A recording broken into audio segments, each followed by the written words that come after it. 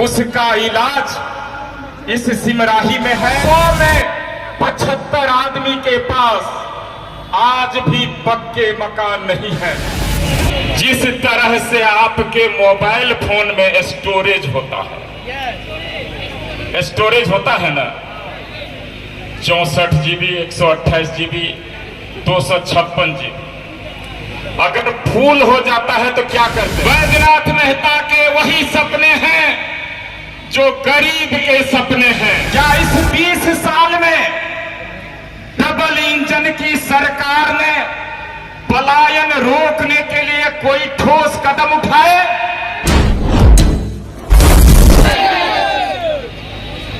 इन्हें बदलने की जरूरत है कि नहीं?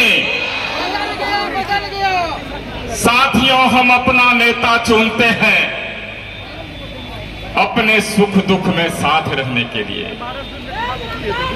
अपने हक हकूक की आवाज बनने के लिए। लेकिन दुर्भाग्य है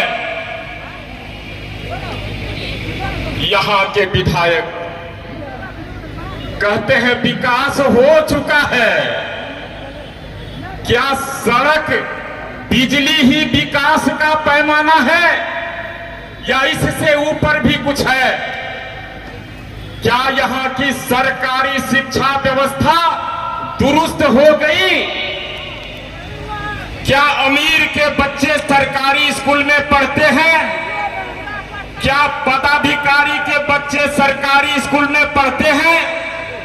क्या व्यवसायी के बच्चे सरकारी स्कूल में पढ़ते हैं? अगर नहीं पढ़ते हैं तो मेरा मानना है सरकारी शिक्षा व्यवस्था दुरुस्त नहीं है। साथियों, बुनियादी समस्याएं की ही मैं बात करता हूं। क्या स्वास्थ्य की व्यवस्था यहां सुधरी? अगर एक एक्सीडेंट हो जाए उसका इलाज इस सिमराही में है, सुपौल में है, मधेपुरा में है, दरभंगा में है, बिहार में पटना छोड़कर कहीं नहीं है। और अगर ऐसा नहीं हुआ है, स्वास्थ्य की व्यवस्था सुदृढ़ नहीं हुई है, तो मेरा मानना है विकास नहीं हुआ है। आप सहमत हैं? सुपौल ऐसा क्षेत्र है, कोसी सीमांचल, सबसे ज्यादा पलायन यहीं से होता है।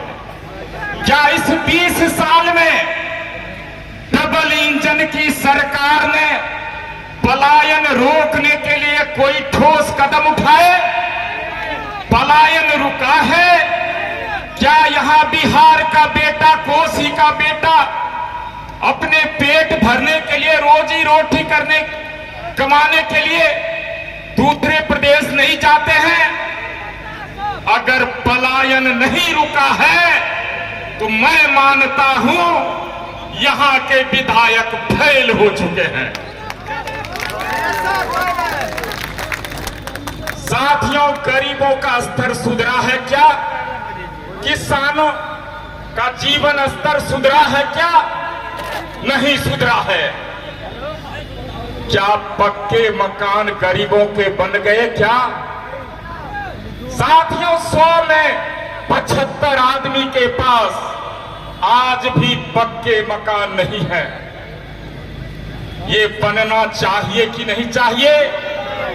अगर गरीबों के पक्के मकान आज भी नहीं बने हैं, मैं मानता हूं विकास नहीं हुआ है। साथियों, अगर विकास नहीं हुआ है तो इसे बदलने की जरूरत है कि नहीं? अगर इस लड़ाई में आप बैद्यनाथ मेहता का साथ देना चाहते हैं, हमारे नेता माननीय तेजस्वी जी का साथ देना चाहते हैं, दोनों हाथ एक बार उठा करके दिखाइए। निर्मली के विधायक को बदलना है।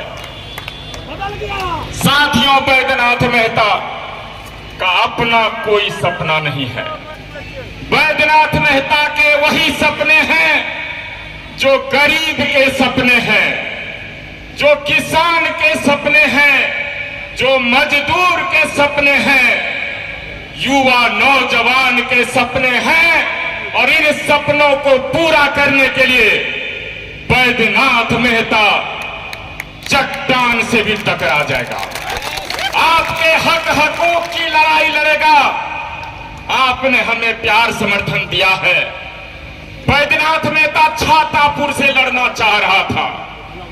बैद्यनाथ मेहता की जिद थी जो मैं छातापुर से लड़ूंगा, लेकिन निर्मली की जनता का प्यार इस कदर बैद्यनाथ मेहता के साथ था, इस तरह से बैद्यनाथ मेहता को अपने दिल में बसा लिया था। बैद्यनाथ मेहता के जिद की हार हो गई और निर्मली विधानसभा क्षेत्र के अभिभावकों, युवा नौजवानों के प्यार की जीत हो गई, और इस जीत को ऐतिहासिक हम लोग बनाएंगे। इसके लिए आपके प्यार समर्थन की जरूरत है।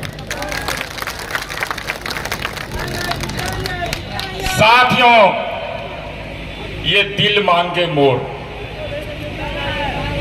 जिस तरह से आपके मोबाइल फोन में स्टोरेज होता है, स्टोरेज होता है ना, 64 GB, 128 GB, 256 GB, अगर फुल हो जाता है तो क्या करते हैं?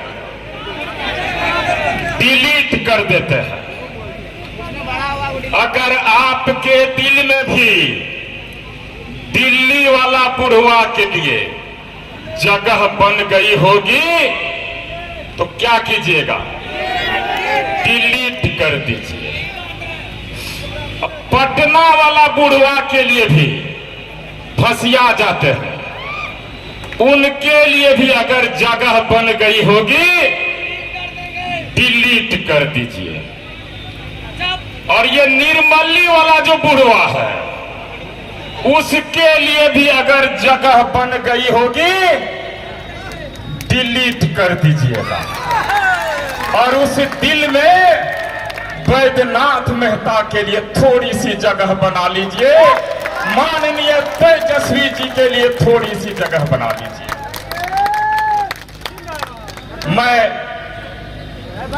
उन सभी गार्जियन अभिभावकों से कहना चाहता हूं, आप सबों की आशा उम्मीद हमसे है और आप सभी चाहते हैं जो बैद्यनाथ मेहता हमारे घर द्वार आवे, हमारे गांव आवे, लेकिन समय बहुत कम मिला है। अगर हम कहीं नहीं भी जा सके, अभी 3 दिन बाकी है, मैं प्रयास करूंगा हर गली मोहल्ले जाऊं।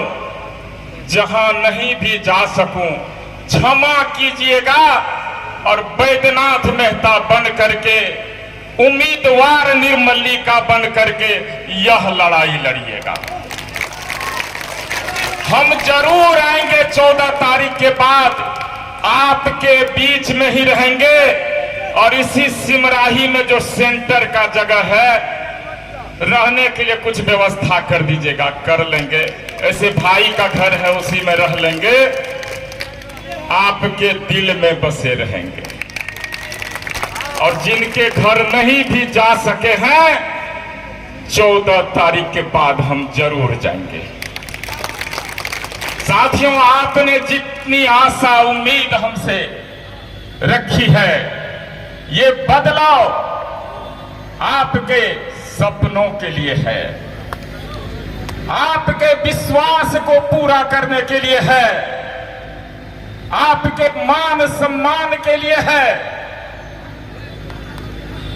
आपके हाथों में रोजगार देने के लिए है, और यह बदलाव करना बहुत जरूरी है।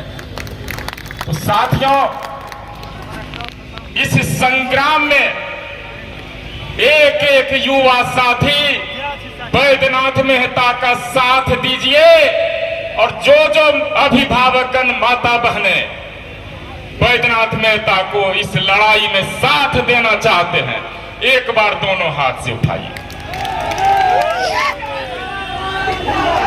धन्यवाद साथियों आपके इस प्यार समर्थन के लिए।